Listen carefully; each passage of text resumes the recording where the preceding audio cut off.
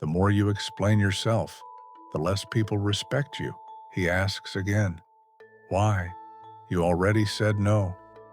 Now the room is quiet. Everyone is waiting. So you start explaining. You add context. You soften your tone. You give reasons. And something subtle happens in that moment. Your position drops. And people respect you a little less. Have you ever noticed that? The moment you start explaining, the room stops listening and starts judging, not in a dramatic way. Nothing explodes. No one announces it. But something invisible shifts. The room starts negotiating with you, not because your boundary was wrong, but because you started defending it. Most people think explaining makes them look reasonable, mature, fair. So they justify, they clarify, they try to make their no easier for everyone to accept, and sometimes people nod. But something else happens under the surface. Respect goes down, because the moment your boundary needs permission, it stops being a boundary. It becomes a negotiation, and negotiations always have one goal: to move your boundary. Most men think being kind means being available, so they tolerate, adjust, over-accommodate, and slowly they lose position. This isn't about being harsh, it's about protecting your value.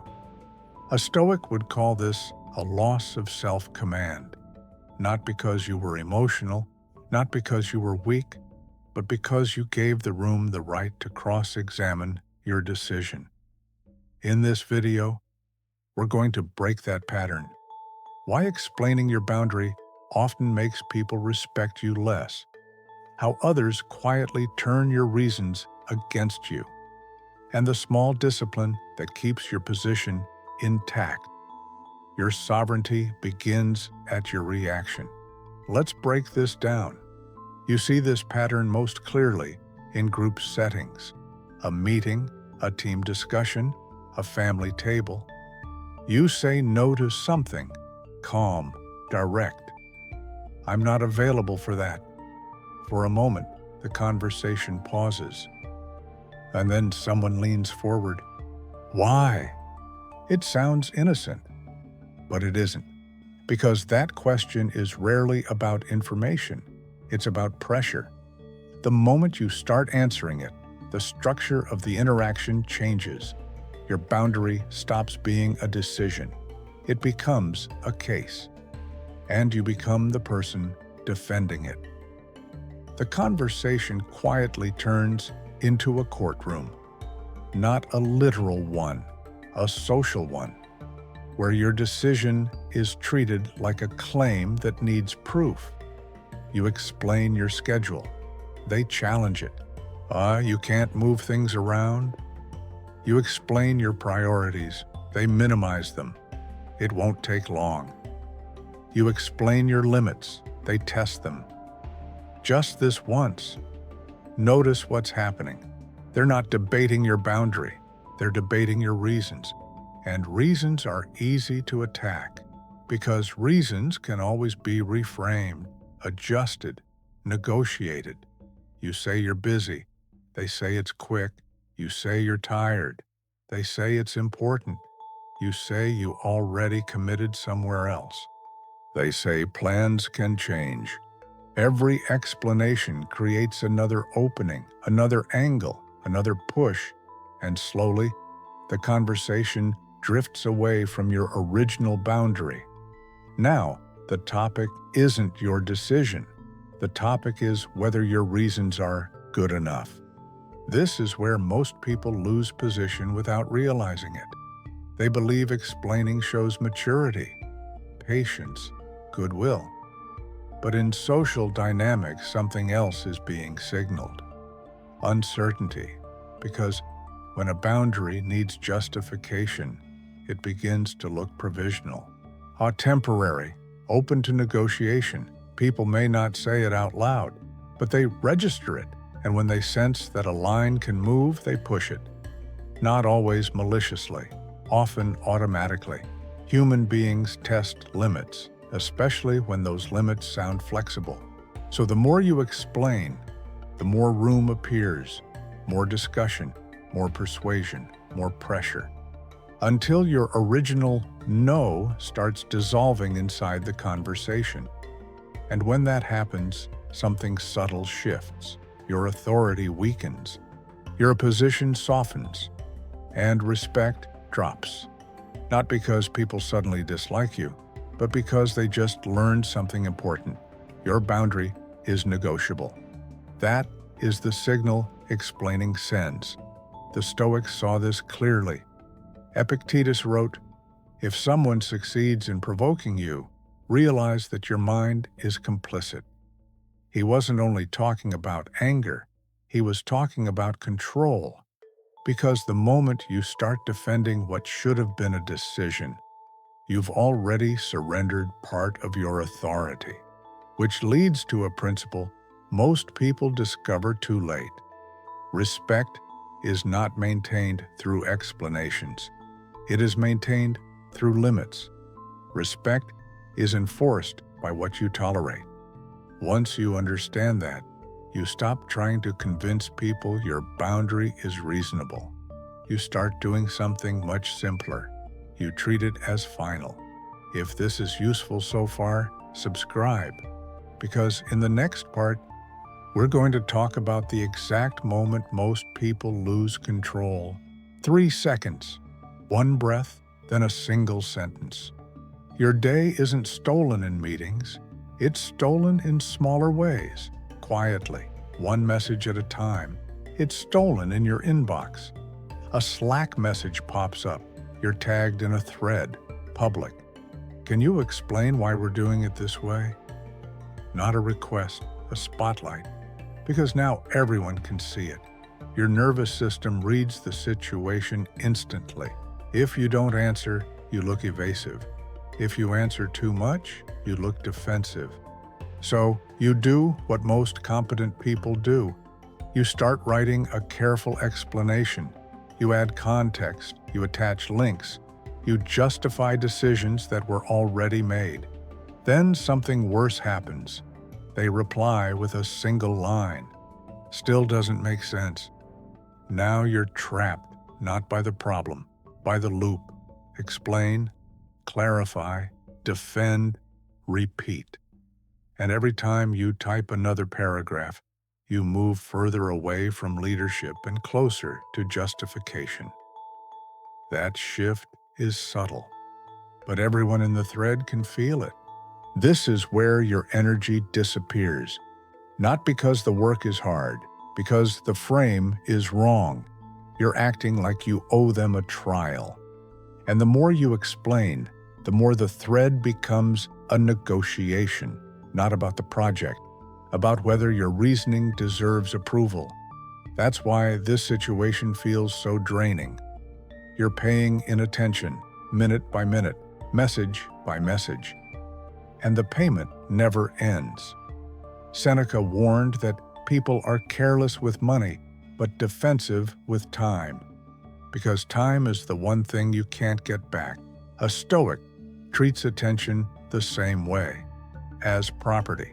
So here's the shift. When you see a message like that, your first move is not to type.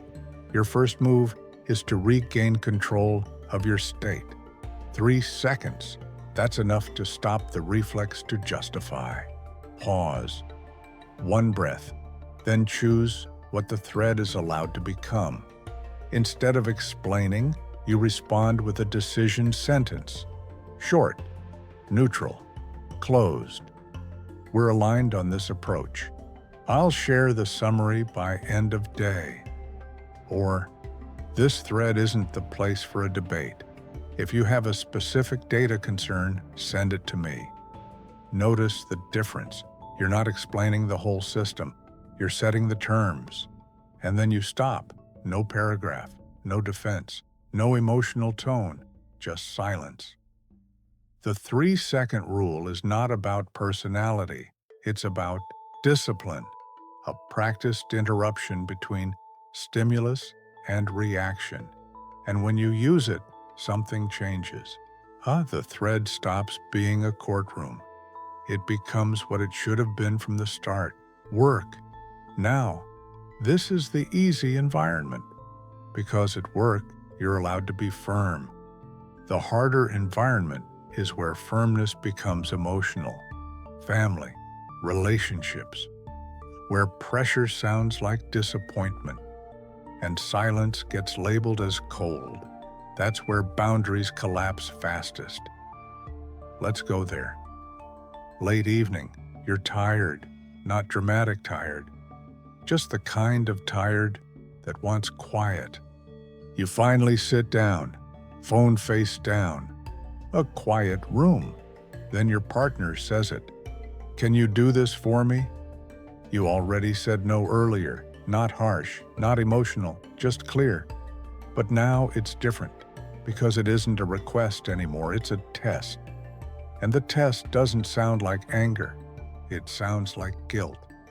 A pause, then the line appears. "Why are you being like this?" That sentence is designed to pull you into explanation, not because they need clarity, because they want movement. They want your boundary to soften, and they want access back. So you do what most people do in close relationships. You try to be understood.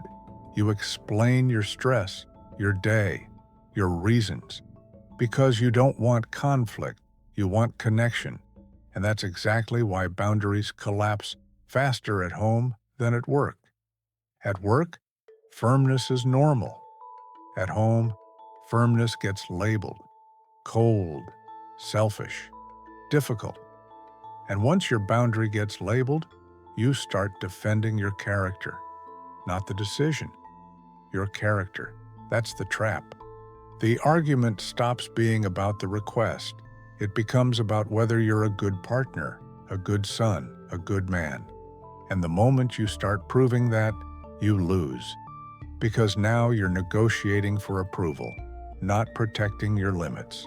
So you start negotiating with your own boundary, softening the words, adding explanations, hoping the other person will finally say, "Okay, I understand."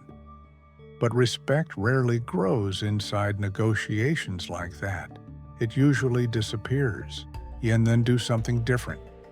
3 sentences, short, neutral, closed. That doesn't work for me. I'm not discussing this tonight. I've already made my decision. Nothing after them, because the sentence sets the boundary, but the silence after it enforces it. If you keep talking, you reopen the door, you give them handles, angles, hope that pressure will change you. Silence removes all of that. You don't need to win, you don't need the last word, you need alignment. Marcus Aurelius wrote, "You have power over your mind, not outside events." At home, that means something simple. You cannot control their disappointment. You cannot control their reaction. But you can control what you tolerate, and you can control who you become under pressure. Your boundary isn't for them, it's for your sovereignty. And sovereignty begins right here, now at your reaction. This wasn't about shutting the world out. It was about setting clean boundaries without giving away your position. Self-respect is not something you demand, it's something you demonstrate. Power is not loud, it's measured. Calm is not passive, it's controlled. Your sovereignty begins at your reaction. You're not walking this path alone. Next, we'll go one level higher, when silence is the strongest boundary you can set. Subscribe to Stoic Calm Code. See you in the next lesson. One calm decision at a time.